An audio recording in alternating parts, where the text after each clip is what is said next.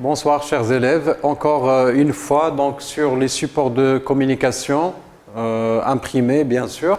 Cette fois-ci donc je vais essayer d'introduire un petit peu le cours donc par l'observation de cette image et puis donc vous essayez de voir un petit peu l'image et puis donc on va essayer de voir donc l'image plutôt précédente. Donc cette image là, donc c'est la même image et puis celle-là. Donc comme vous voyez bien donc il y a une sorte de publicité donc rajoutée donc dans les côtés. Ça fait partie aussi des supports de communication, bien sûr. Donc, on va essayer aujourd'hui, bien sûr, d'aborder le sujet de PLV. Donc, on va essayer de voir, ça veut dire quoi le PLV, il s'agit de quoi, etc. Donc, commençons par une petite définition de la publicité sur lieu de vente. Donc, quand on parle de PLV, c'est une abréviation qui veut dire publicité sur lieu de vente. Donc la PLV ou publicité sur le lieu de vente donc, désigne l'ensemble des usages possibles de nombreux supports publicitaires ou visuels pouvant être présentés ou présents sur le lieu de vente. Bien sûr, quand on a par exemple un magasin ou une grande surface, etc., on a besoin de mettre des éléments ou bien des outils donc, pour faire la publication ou bien la publicité de nos produits. C'est pour cela donc le PLV, c'est un moyen qui est valable donc, pour cette opération. La publicité sur point de vente ou bien PLV est l'ensemble du support publicitaire présenté sur le lieu de vente. Bien sûr, c'est un support qui est présent sur le lieu de vente. Donc, il représente de ce fait les moyens mis en œuvre ainsi que les outils employés pour faire la publicité d'un produit. Donc, la PLV est considérée comme un élément du marchandising, ensemble de techniques destinées à promouvoir un produit. Donc, toujours quand on parle des moyens, bien sûr, imprimés, de la communication imprimée, c'est toujours pour promouvoir donc, soit un produit ou un service.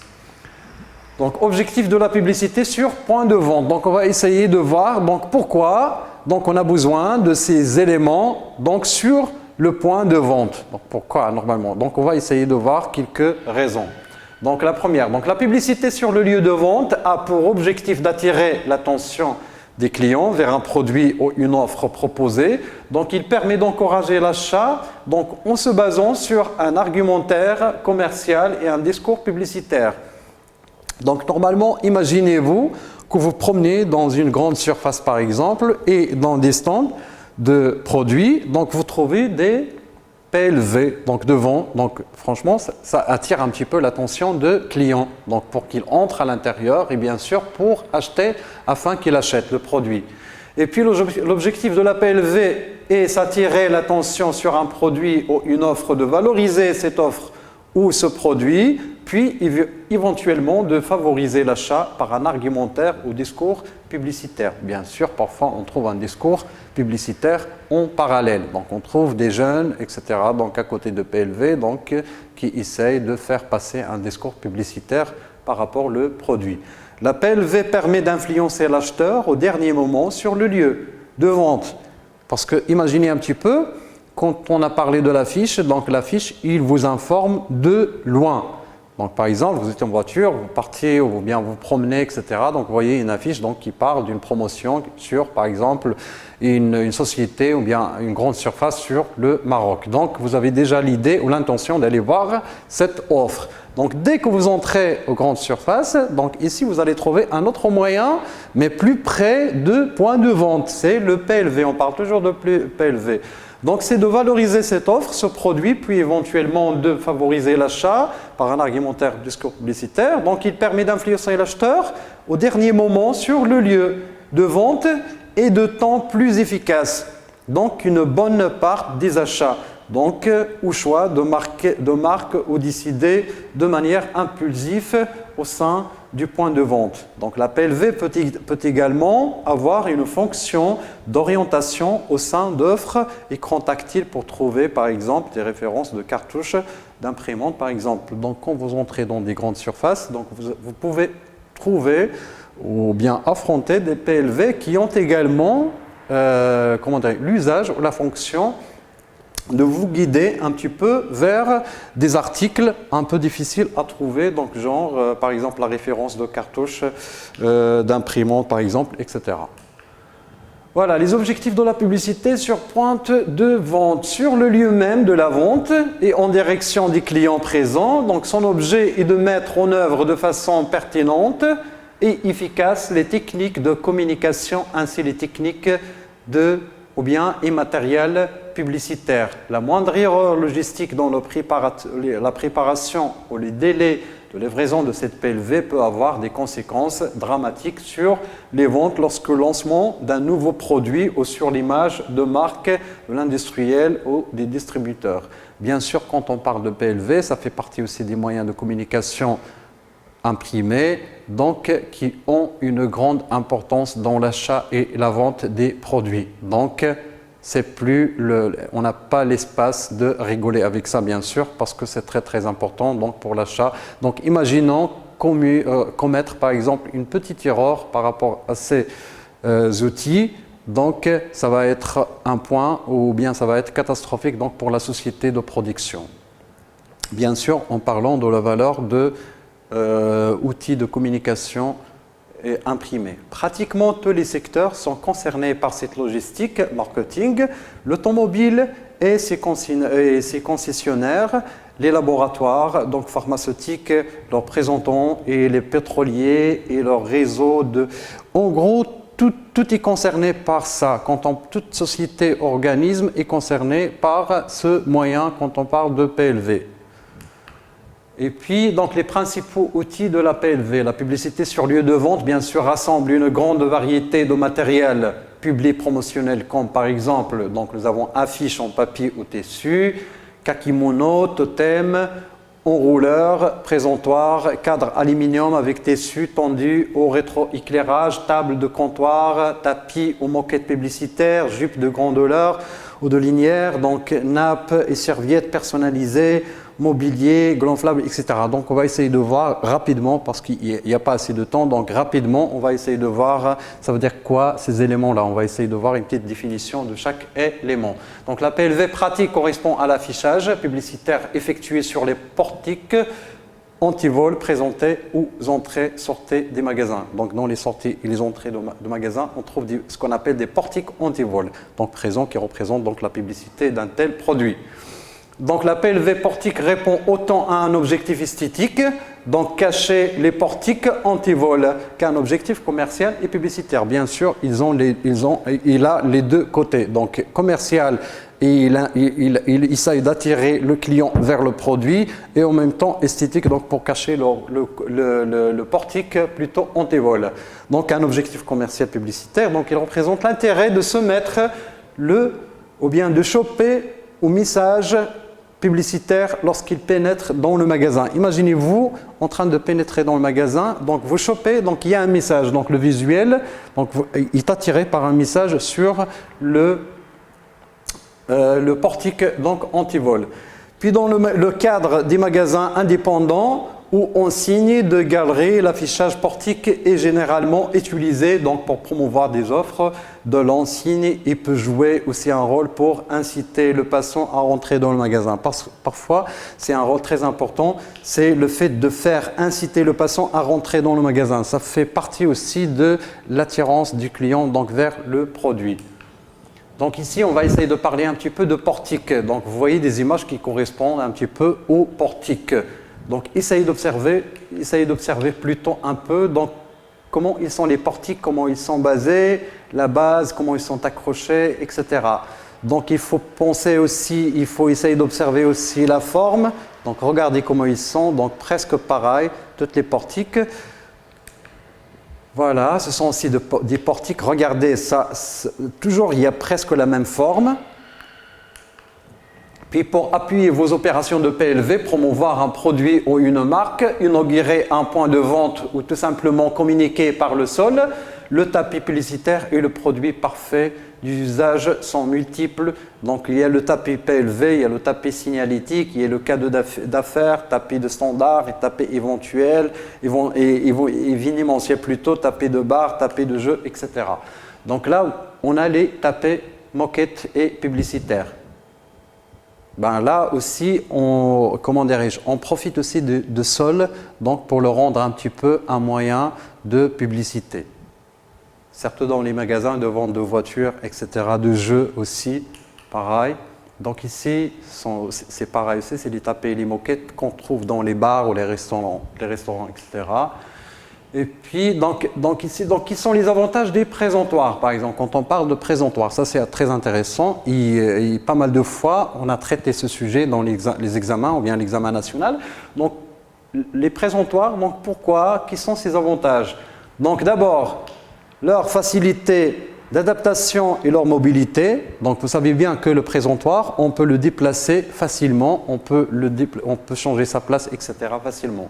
L'adaptation aussi aux endroits.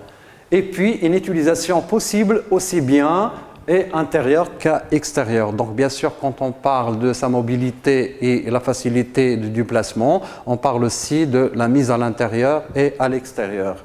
Leur visibilité, bien sûr, elle est visible car ça répond bien sûr à l'ergonomie, donc par rapport à l'échelle et la taille humaine. Donc un large choix de dimensions, de couleurs et de formes. Bien sûr, au niveau de la création, vous avez un large choix au niveau de formes, de couleurs, etc. Donc un gain de place dans votre point de vente. Donc ça fait partie aussi des avantages. Donc on gagne un emplacement, donc parce que normalement quand on parle de PLV, donc c'est un petit emplacement, donc ça nous réserve plus de place pour d'autres choses. Et puis leur facilité d'installation. Donc pour l'installation, c'est la même chose dont on a parlé tout à l'heure. Donc le fait de le placer, le déplacer, etc. à l'extérieur ou à l'intérieur. La possibilité est les personnaliser, ou bien la possibilité de les personnaliser donc à votre image. Donc bien sûr, quand on parle de ce point-là, on parle de concurrence donc par rapport à d'autres sociétés. Donc vous pouvez le personnaliser donc à votre image. Puis les types de présentoirs. Donc le présentoir aussi est à plusieurs types. Donc commençons. Donc parmi les nombreuses déclinaisons de support, on retrouve principalement le présentoir au sol.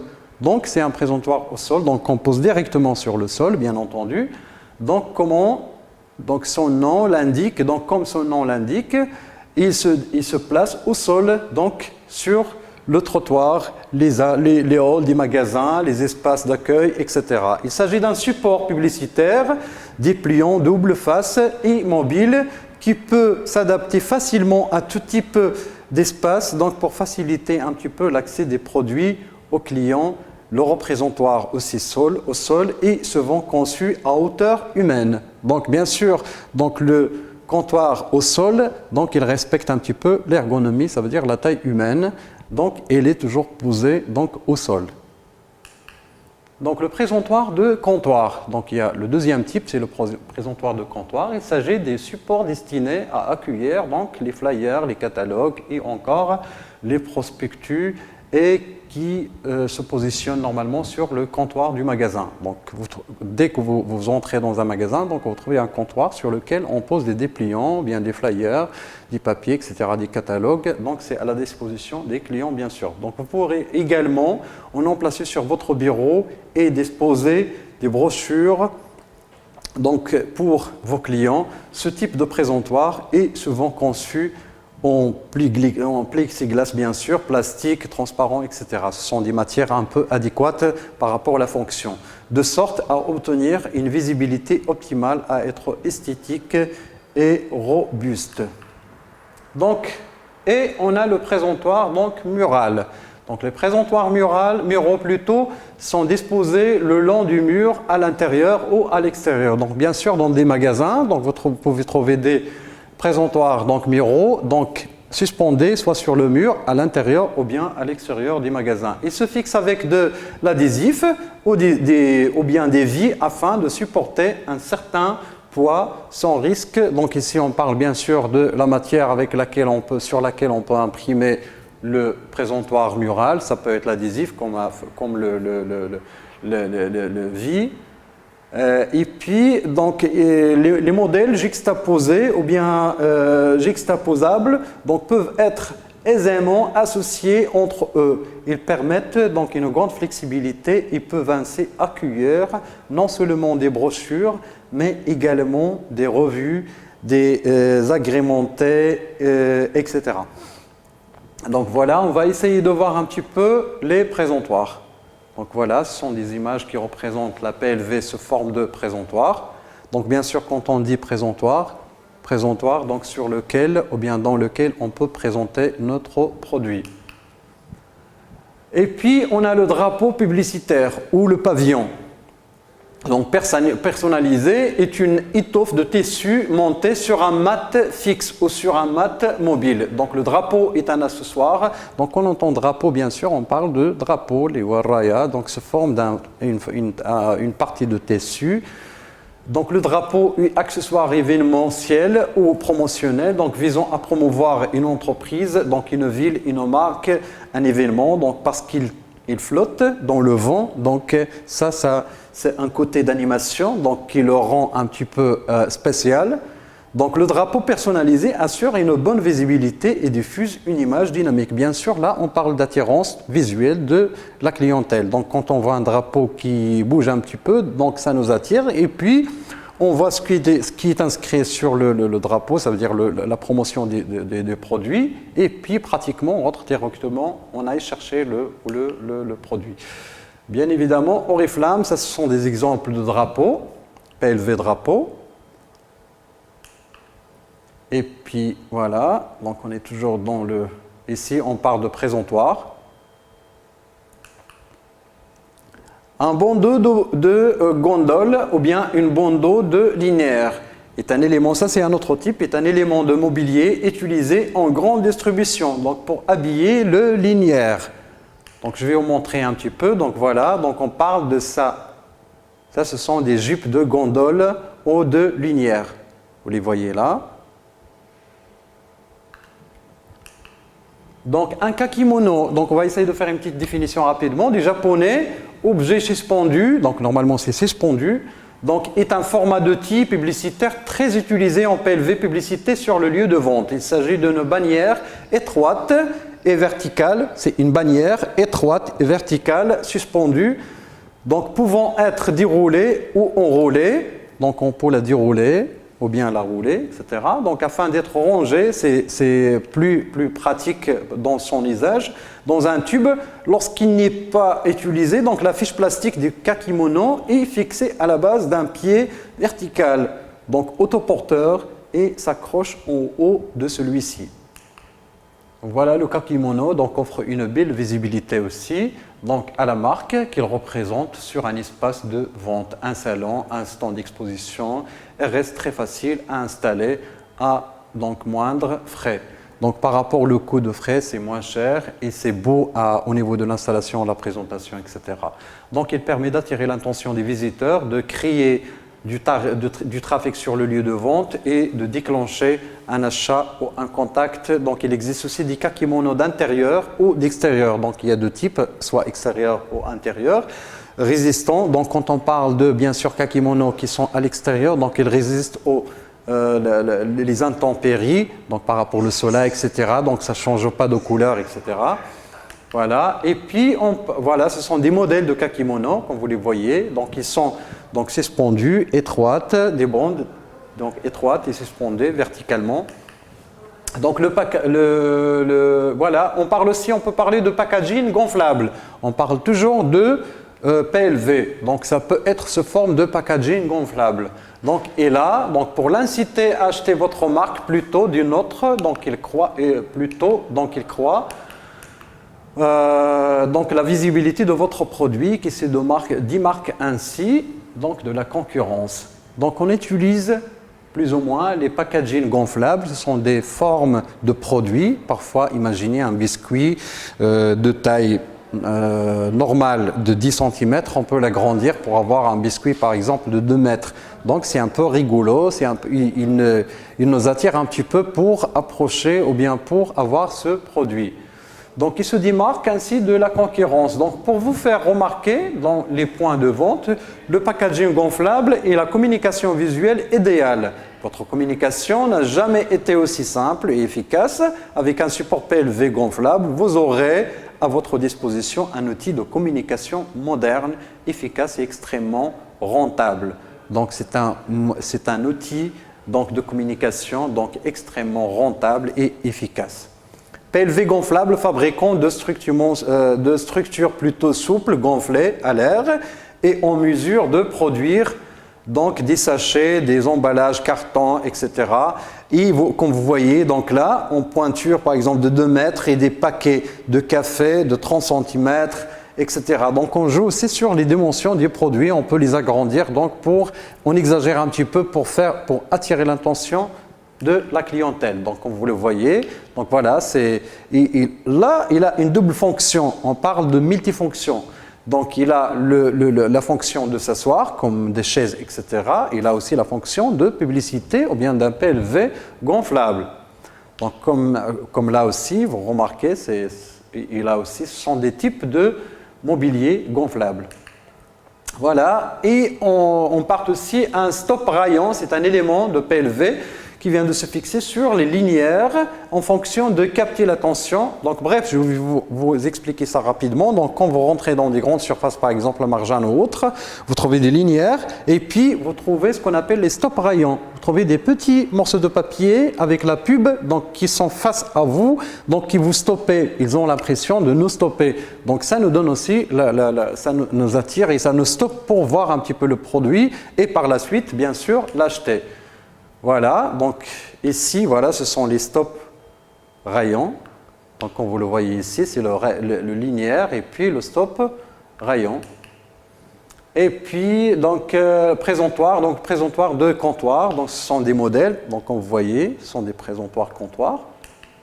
Puis présentoir de sol, donc comme vous voyez, il est directement posé sur sol.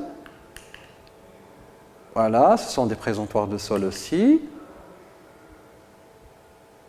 Présentoir de sol, PLV automatique, c'est le dernier je crois, c'est le terme de PLV automatique qui est utilisé pour désigner les supports de PLV de toute façon et tout simplement. Donc pourquoi on dit automatique? Parce que sa manière de montage est très très simple, donc ça se fait rapidement. Donc voilà, ce sont comme vous le voyez là, c'est rapidement, on l'emballe et on le démonte plutôt. Voilà, c'est et voilà, ce sont les présentoirs théâtre ou bien théâtral. C'est comme on fait une petite scénographie un peu rigolote, donc pour attirer un peu aussi l'attention des spectateurs. Voilà, c'est aussi des gens théâtrales. Voilà. Donc d'ici à la prochaine séance, Inch'Allah, je vous souhaite une belle soirée. Merci à vous.